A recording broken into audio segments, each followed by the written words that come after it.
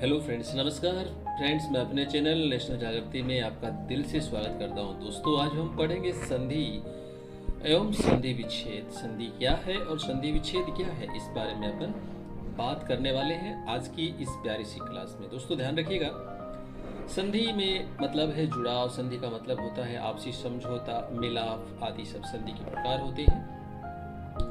जैसे संधि का मतलब वैसे आप ये कह सकते हैं कि मिलन होता है, मिलन का संधि का मायना होता है मिलन। और इसी तरह से संधि विच्छेद में अलग अलग हो जाना होता है, दो चीज़ें अलग हो जाएंगी, है ना, इनमें अलगाव आएगा। तो जब शब्द टूटता है, शब्द जब टूट जाता है और उसके दो भिन्न भिन्न शब्द हो जाते हैं, संधि विच्छेद, ये अलग दो शब्द हैं, टूटने के बाद अलग अलग हो रहे हैं, तो ये संधि विच्छेद है। जब इनको जोड़ देते हैं आपस में तो ये संधि कहलाता है दोस्तों। तो इस प्रकार से दोस्तों, मेरा नाम सत्यवीर रांगे है। चलिए आज संधि की क्लास में हम आगे बढ़ते हैं और देखते हैं संधि टॉपिक को विस्तार से। दोस्तों, परिभाषा वह ध्वनि विकार जो दो या अधिक वर्णों के पास आने के फलस्वरूप सिद्ध होता है, संधि कहा जाता है। वह ध्वनि विकार जो दो या अधिक वर्णों के पास आने के फलस्वरूप सिद्ध होता है, अर्थात दो वर्ण। शब्दों में संधि कभी नहीं होती, ध्यान रखिएगा। शब्दों में जो होता है वो समास में शब्द पास आते हैं, उसको समासिक पद कहते हैं। लेकिन संधि में शब्द तो आते हैं पास, लेकिन जो परिवर्तन होता है वो शब्दों के बीच में। जैसे परि प्लस भाषा में परि का ई और भाषा का भय, ये मिलते हैं और इस प्रकार से संधि होती है। यानी कि दो शब्दों के पास आने से पहले प्रथम शब्द का अंतिम वर्ण और दूसरे शब्द का प्रथम वर्ण मिलकर जो परिवर्तन पैदा करते हैं, सिद्ध करते हैं, वही संधि कहलाता है। संस्कृत की संधियां दो वर्णों के पास आने पर जिस वर्ण में विकार उत्पन्न होता है, उसी वर्ण के नाम से संधि कहलाती है। जैसे दो वर्ण पास आए, अब पास आने से निश्चित है कि उन वर्णों में कोई परिवर्तन तो आएगा। तो जो परिवर्तन आया ना, और वो जिस वर्ण में आया है परिवर्तन, संधि उसी वर्ण के नाम से जानी जाती है। तो चलिए संधि के बारे में विस्तार से बात करते हैं। संधि के दोस्तों तीन प्रकार होते हैं, ध्यान रखिएगा। संस्कृत में भी तीन और हिंदी में भी संधि के कुल तीन प्रकार होते हैं: स्वर संधि, व्यंजन संधि और विसर्ग संधि। सर्वप्रथम हम स्वर संधि के बारे में पढ़ेंगे। तो चलिए स्वर संधि का विस्तार से अध्ययन करते हैं। स्वर संधि दो स्वरों के मेल से उत्पन्न हुआ विकार स्वर संधि कहलाता है। मतलब स्वर संधि की शर्त ये है दोस्तों कि बीच में जमा का निशान है, बीच में जमा का निशान है। अब जमा के निशान से पहले भी स्वर ही मिलेगा आपको, और जमा के निशान के बाद भी स्वर होना चाहिए। दोनों तरफ ही स्वर रहेगा, और ये दोनों स्वर मिलकर जो विकार पैदा करेंगे वो विकार भी स्वर के रूप में ही होगा, ठीक है ना। तो दोनों स्वर मिलकर जो विकार पैदा करेंगे वो स्वर संधि कहलाता है। ये लिखा है यहाँ पर, गौर करिएगा। दो शब्दों के मेल से उत्पन्न हुआ विकार स्वर संधि कहलाता है। वैसे मोटे तौर पर स्वर संधि को आपको जो भी पढ़ाएगा वो 5 प्रकार पढ़ाएगा ये, लेकिन एक छठा और होता है। स्वर संधि के कुछ विशेष रूप और होते हैं, जिनको छठे प्रकार के रूप में अपन ले सकते हैं। तो इस प्रकार से ये विकार 6 रूपों में हो सकता है, और इन्हीं विकारों के आधार पर स्वर संधि के 6 प्रकार होते हैं। प्रथम प्रकार है दीर्घ स्वर संधि, दूसरा है दीर्घ का मीनिंग होता है बड़ा, दूसरा है गुण स्वर संधि, तीसरा वृद्धि स्वर संधि, चौथा यण स्वर संधि, पांचवा अयादि स्वर संधि और छठा स्वर संधि के कुछ विशेष प्रकार। तो दोस्तों आज की इस क्लास में चूंकि सारे पॉइंट हम पढ़ेंगे तो ये क्लास बहुत लंबी हो जाएगी, क्योंकि संधि का टॉपिक बहुत बड़ा टॉपिक है, और यदि हम स्वर संधि अकेले को ही पढ़ेंगे तो ये क्लास 1-1.5 घंटे से कम की नहीं रहेगी। और दोस्तों इतना लंबा वीडियो बोरियत पैदा करेगा, इसलिए आज की इस क्लास में अपन सिर्फ दीर्घ स्वर संधि के बारे में ही अध्ययन करेंगे, और वो ढंग से करेंगे। तो चलिए हम बढ़ते हैं दीर्घ स्वर संधि की तरफ। चलो थोड़ा बात करते हैं। हिंदी में ए, आ, ई, उ, ए, ऐ, ओ, औ, ये 10 स्वर हैं हिंदी के। लेकिन आपने पढ़ा होगा कि हिंदी में कुल स्वर 11 होते हैं। बिल्कुल दोस्तों, आपने सही पढ़ा है, स्वर 11 ही होते हैं। तो हिंदी के स्वयं के ये 10 स्वर हैं, किंतु संस्कृत के री से निर्मित शब्दों का प्रयोग भी हिंदी में होता है। ये री जो ध्वनि है, इससे निर्मित शब्द जो भी है वो हिंदी में प्रयुक्त होते हैं, इसलिए री को भी हिंदी के स्वरों में शामिल कर दिया गया है। इस तरह से कुल हिंदी में 11 स्वर होते हैं। तो 11 स्वरों की संधि, अतः यहाँ 11 स्वरों की संधि विचारणी है। 11 स्वरों के बारे में अपन विचार करेंगे और संधि के बारे में बात करेंगे। तो चलिए चलते हैं दीर्घ स्वर संधि, जो हमारा प्रथम बिंदु है, उसकी तरफ बात करते हैं। जब एक ही स्वर के 2 रूप ह्रस्व, ह्रस्व का मतलब होता है जिसका छोटा रूप होता है, जैसे ए, अब ये ह्रस्व का ए छोटा रूप है, लेकिन आ इसका दीर्घ रूप है, ये यहाँ पर लिखा हुआ है। तो ए छोटा रूप है, ए ई उ, ह्रस्व बोलते हैं इसको, या लघु भी कह सकते हो। जब एक ही स्वर के 2 रूप ह्रस्व ए ई उ और दीर्घ, दीर्घ मानी बड़ा, और वो बड़ा रूप है आ ई उ, एक दूसरे के बाद आ जाए, चाहे तो ये खुद ही अपने सामने खुद आ जाए या फिर इनका दीर्घ रूप सामने आ जाए। कोई शर्त नहीं है कि खुद के सामने खुद का ही रूप नहीं आएगा, दीर्घ रूप भी हो सकता है एक दूसरे के सामने, लेकिन ए के सामने ए ही आना चाहिए, ई के सामने ई और ऊ के सामने ऊ आना चाहिए, मतलब इनका ही स्वयं का रूप सामने हो, तो दोनों मिलकर उसका दीर्घ वाला रूप बना लेते हैं। जैसे यहाँ समझिए ध्यान से, जैसे में उदाहरण के रूप में लिखा है कि ए ओब्लिक आ, ए ओब्लिक आ है, मतलब इनमें से कोई एक हो सकता है। ओब्लिक का मीनिंग अथवा होता है, तो ए ओब्लिक आ में से कोई एक, प्लस इनके सामने भी ए ओब्लिक आ में से कोई एक आ जाए, तो जमा के निशान से पूर्व में भी वही स्वर होना चाहिए और जमा के निशान के बाद भी वही स्वर होना चाहिए, चाहे उसका छोटा रूप हो चाहे बड़ा रूप हो। तो जो परिणाम प्राप्त होगा दोनों का मिलकर, वो हमें दीर्घ के रूप में प्राप्त होगा, अर्थात बड़े रूप के रूप में प्राप्त होगा। उनका ही बड़ा रूप दोनों का मिलकर बन जाता है, अर्थात ये दोनों मिलते हैं और अपने बड़े रूप में तब्दील हो जाते हैं। ये है दीर्घ संधि का वास्तविक सूत्र, और ये जिस प्रकार से ए के साथ लागू हुआ है, ठीक वैसे ही ई के साथ भी लागू होगा और वैसे ही ऊ के साथ भी लागू होगा। तो चलिए हम विस्तार से उदाहरण के साथ इसको समझते हैं। ए प्लस आ, ए जमा ए, देखो ये पहला सूत्र है, ए जमा ए के, वैसे ए के 4 सूत्र बन सकते हैं। यहाँ मैंने अलग अलग करके चारों को समझाने का प्रयत्न किया है और निश्चित रूप से आपको समझ में आएगा। देखो जरा, ए जमा ए बराबर आ, तो यहाँ यानी कि जमा के निशान के तुरंत पहले ए स्वर होना चाहिए, जमा के निशान के तुरंत बाद भी ए स्वर होना चाहिए, और दोनों जब मिलेंगे तो जो स्वर बनेगा वो आ बनेगा। देखते हैं, देखो अस्त शब्द लिखा है, अस्त और प्लस अचल। अब दोस्तों देखो, कोई भी स्वर, कोई भी व्यंजन होता है, उस व्यंजन के नीचे यदि हलंत नहीं लगा है ना, तो उसमें स्वर तो होता ही है। देखिए ये बात मैं आपको पहले ही स्पष्ट कर चुका हूं दोस्तों, ये तय है तो इसके नीचे हलंत नहीं लगा, इसका मतलब इसमें ए शामिल है। कैसे? देखिए आप इसको इस रूप से समझ सकते हैं, जैसे आप तय लिखिए, तय, एक मिनट थोड़ा इसको मिटा देता हूँ, तो तय और तय के नीचे हलंत, तो ये हलंत का मायना होता है कि इसमें स्वर नहीं है, स्वर इसका बाहर है। अब तय के नीचे हलंत है, इसका मतलब स्वर इसमें नहीं है, प्लस ए, और ये स्वर जब इसमें शामिल कर देंगे ना अपन, तो इसका हलंत हट जाएगा। हलंत हट गया तो मतलब तय इसमें आ गया, और इस प्रकार से तय पूरा हो जाता है। तो जिस व्यंजन में कोई मात्रा नजर नहीं आती है, इसका मतलब उस व्यंजन में दोस्तों स्वर तो शामिल है। तो यहाँ गौर करें कि यहाँ जो व्यंजन है कौन सा? तय व्यंजन। इस तय व्यंजन में स्वर शामिल है ए, और यहाँ भी ए, और ए मिलकर क्या बनते हैं? देखिए जरा, आ बनता है। और इस प्रकार से देखो, अस्त हलंत तय हो गया, अस्त में से तय में से ए निकल गया ना, तो ये तय हलंत हो गया। और अचल था, अचल का भी ए निकल गया, तो इसका ए, तय का और अचल का ए दोनों मिलकर आ बन गए। और चूंकि तय हलंत हो गया यहाँ पर, तो ये आ था हलंत तय में चला गया और ये अस्ता बन गया, और इधर से ए तो निकल ही गया था, तो चल बचा यहाँ पर, और इस प्रकार से अस्ताचल हो गया ये शब्द। ये है संधि का वास्तविक नियम। चलो आगे बढ़ते हैं। नयन प्लस अभिराम, इसको मैं आपको थोड़ा सा करके दिखाता हूँ। देखिए दोस्तों, यहाँ मैं लिख लेता हूँ अलग से नयन प्लस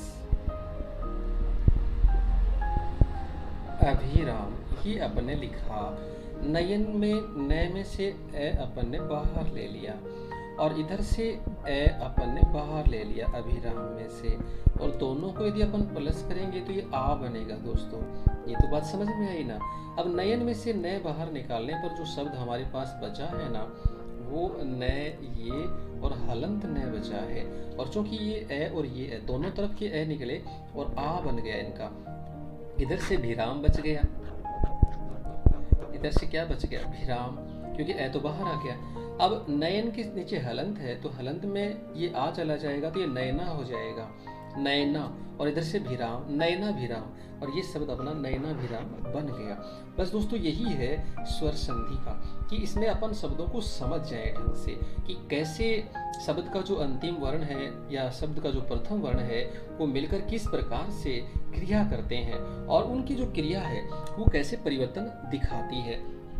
तो यहाँ नयन का नय निकला, अभिराम का ए निकला और दोनों आ बन गए, और वो आ ध्वनि थी वो हलंत नय में सम्मिलित हो गई, ये नयना हो गया और इधर भिराम हो गया। कुल मिलाकर नयना भिराम हो गया। इधर ए प्लस आ ध्वनि है। गर्भ प्लस आधान, गर्भ में ए दिख रहा है साफ साफ, किसी सब वर्ण को बोलेंगे ना आप तो ए ध्वनि स्वतः ही निकल जाती है उसमें से, तो गर्भ में ए आधान। अब ए और आ मिलके फिर आ बनेंगे तो गर्भा हो जाएगा हलंत भय में, गर्भाधान। यही लिखा है अपन ने, गर्भाधान।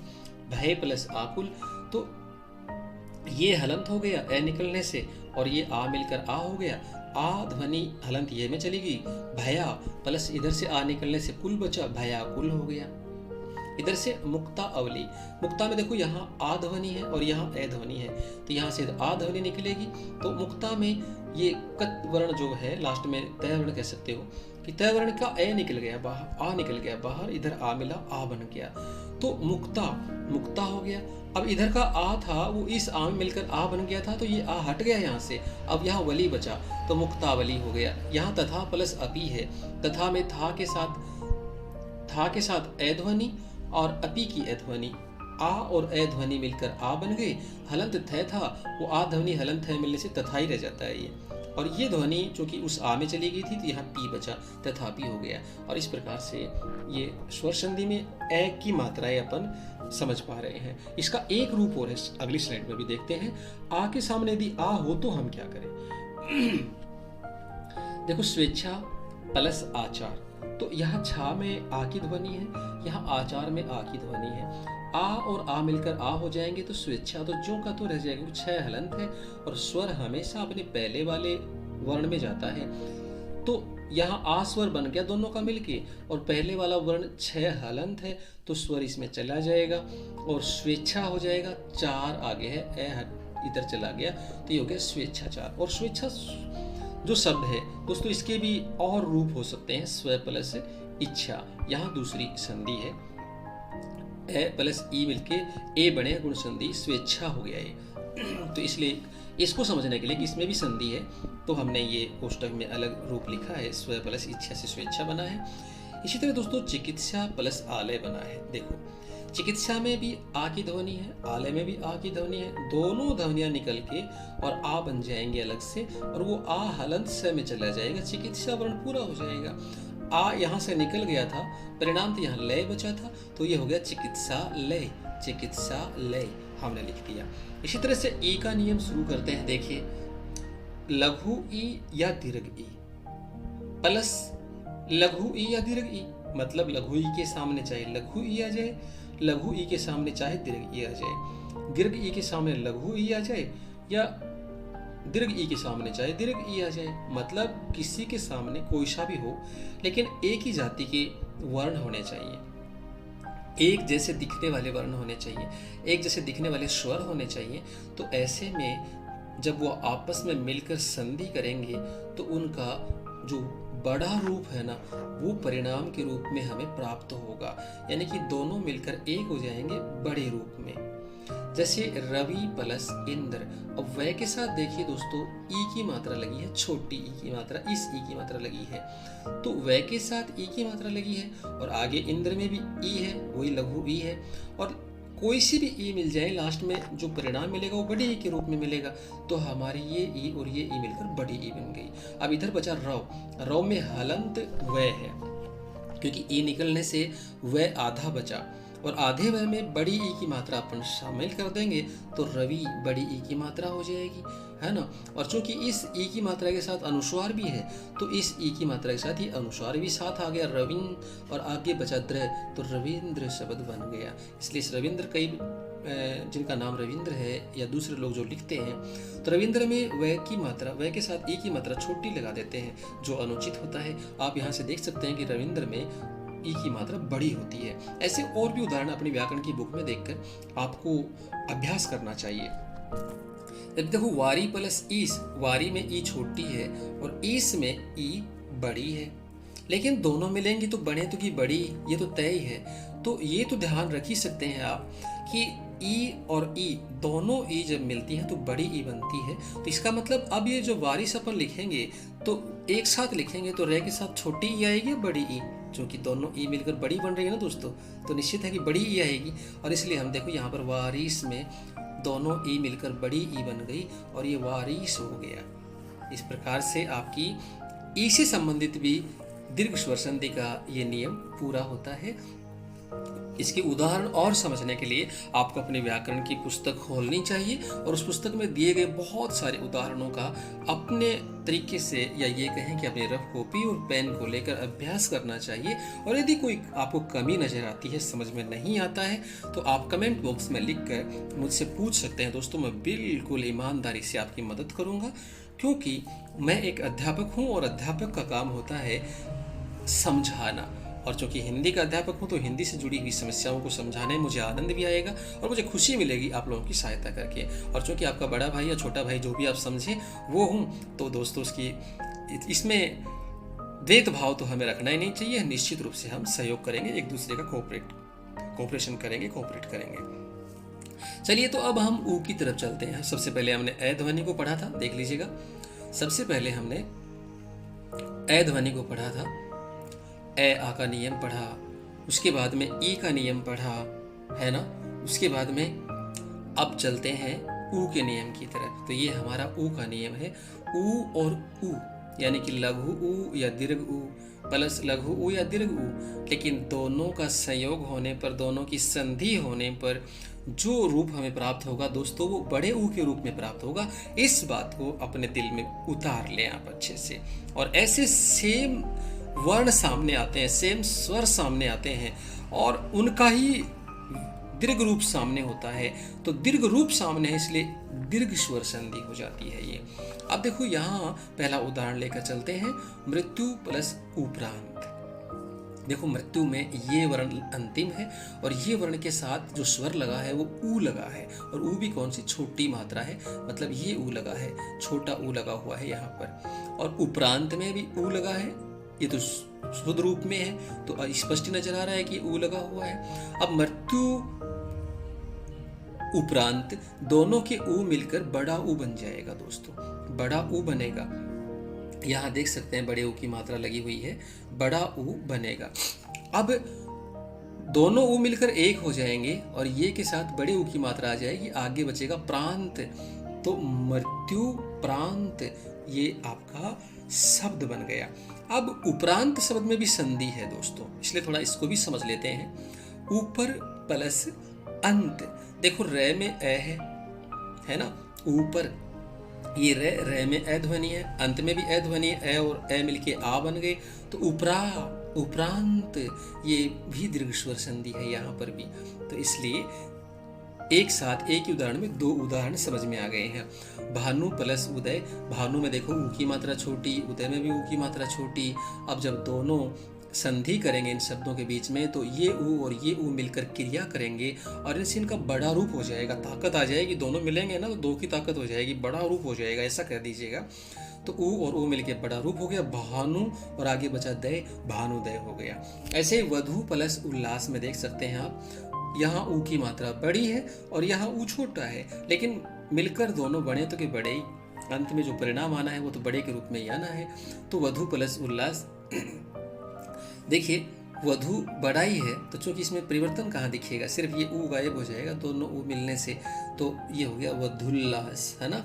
और उल्लास को भी दोस्तों उद प्लस लास, यहाँ एक चीज़ आपको कंफ्यूज कर सकती है और वो ये कि आपने उद प्लस लास पढ़ा होगा, तो दोस्तों वो शुद्ध नहीं है, शुद्ध है उद प्लस लास, क्योंकि उद संधि में एक शब्द है जबकि उत एक उपसर्ग है दोस्तों। उत है वो उपसर्ग है और उद है यहाँ पर ये संधि है, उपसर्ग नहीं लगा हुआ, इसलिए उद प्लस लास ये संधि विच्छेद है। वैसे इसको आप राघव प्रकाश में भी पढ़ के समझ सकते हैं। सरयू प्लस उर्मी, सरयू सरयूर्मी, देखिएगा सरयू में ये के साथ ऊ की मात्रा है और उर्मी में भी छोटा ऊ है, तो ये के साथ बड़े ऊ की मात्रा और उर्मी में छोटा ऊ, बड़ा ऊ और छोटा ऊ मिलकर क्या बनेंगे, बड़ा ऊ बन जाएगा। और दोस्तों देखिएगा सरयू सरयू है और ये जो ऊ था दूसरे वाला, दूसरे शब्द का प्रथम वर्ण, ये प्रथम शब्द के लास्ट वर्ण में ऊ में मिल गया, परिणाम तो एक ऊ हो गया बड़ा, तो सरयू बड़ा हो गया, इधर बचा रमी तो सरयूर्मी। जिस भी वर्ण के ऊपर जो रे लगा होता है ना दोस्तों, वह जिस वर्ण पर लगा है उससे पहले बोला जाता है, ये बात आपको याद रखनी है। जिस भी वर्ण के ऊपर रे लगा हुआ है वह रे ध्वनि जिस वर्ण पर लगी है ना उस वर्ण से पहले बोली जाती है, तो सरयूर्मी ये उच्चारण होगा इसका। वैसे उर्मी जो होती है ना वो लहरें होती हैं, सरयू एक नदी का नाम है, तो सरयू नदी की लहरें, ये इसका शाब्दिक अर्थ हो गया, मीनिंग समझने के लिए ऐसा मैंने लिखा है यहाँ पर।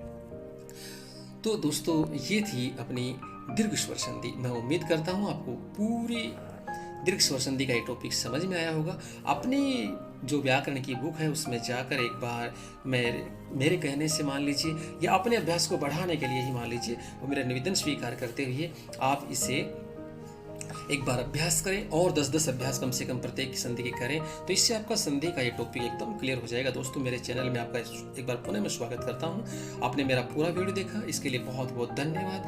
प्लीज़ यदि आप मेरे चैनल पर नए हैं तो मेरे चैनल को सब्सक्राइब कर लीजिएगा। आपने ये वीडियो देखा इसके लिए थैंक यू फॉर वॉचिंग, मैंने यहाँ लिखा है, आपके लिए बहुत बहुत धन्यवाद मैंने लिख कर व्यक्त किया है।